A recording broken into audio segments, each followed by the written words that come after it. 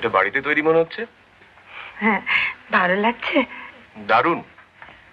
অফিসে তো এই সময় স্রেফ এক কাপ চা খাই, এটা লোভে পড়ে খেলাম।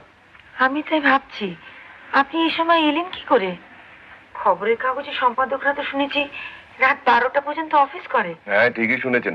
তবে ওই যে বললাম, ডাক্তারবাবুর সঙ্গে একটা জরুরি দরকার আছে, কাগজের ব্যাপার। উনি সাধারণত এর মধ্যে এসে পড়েন, কিন্তু কাল বলছিলেন একটা রোগীর নাকি এখন তখন অবস্থা। কি অসুখ জানেন নাকি? জন্ডিস বলে তো বললেন। আবার জন্ডিস? হ্যাঁ, তাই তো বললেন। আরো তো কতগুলো কেস হয়েছে, আমরা জনবার্তায় খবরটা ছেপেছি, ডাক্তারবাবুই জানিয়েছিলেন। চণ্ডীপুরে এসব ব্যারাম কখনোই হতো না। ওকেও কদিন ধরে বেশ চিন্তিত দেখছি। ওর প্রাইভেট পেশেন্টদের মধ্যে বেশ কয়েকটা কেস দেখা দিয়েছে। আশা করি ব্যাপারটা সাময়িক। ভার্গবের মন্দির হওয়ার পর থেকে এই 10 বছরে চণ্ডীপুরের ভোল একেবারে পাল্টে গেছে। শিবরাত্রি এখনো 2 মাস বাকি, অথচ এরই মধ্যে হোটেল, ধর্মশালা সব বুকড। চণ্ডীপুর এখন একটা পীঠস্থান বললেই চলে। আমাদের তো এখানে খুব ভালো লাগে।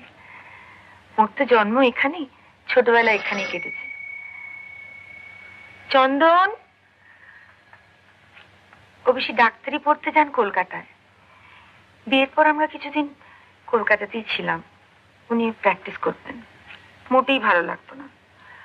চণ্ডীপুরে ফিরে আমরা নিশ্চিন্ত। আমাদের ছোট শহরই ভালো লাগে। তাছাড়া এখানে তো আর কলকাতার মতো পলিউ। ও বাবা, কোন দিকে সূর্য উঠলো?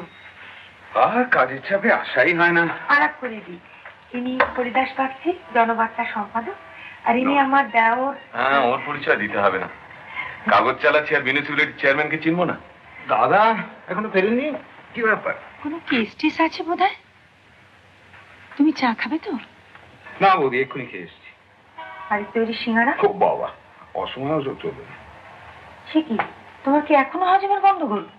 দাদার ওষুধে তো কাজ দিল না, তাই এখন কবরেজি করছি। তাহলে তুমি কিছুই খাবে না? শুধু এক গ্লাস জল। আচ্ছা। আপনাদের কাগজের কি খবর?